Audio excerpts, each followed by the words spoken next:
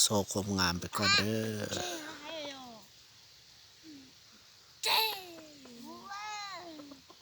ก็ยังอ่อนใกล้5 เดือนปลายกำลังเริ่มเห่า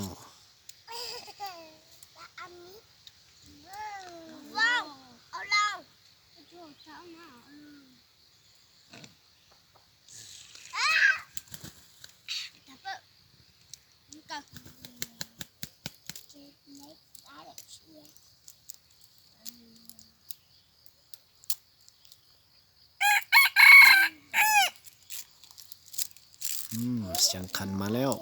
เสียงขันกำลังเฮี้ยนขันเด้อตัวนี้นะคิดว่าเต็มมาน่าจะม่วนอยู่เสียงนี้สายนี้ผัดยากสายนี้ใส่มันสุดๆเลยเหลือตัวเดียวเก็บไว้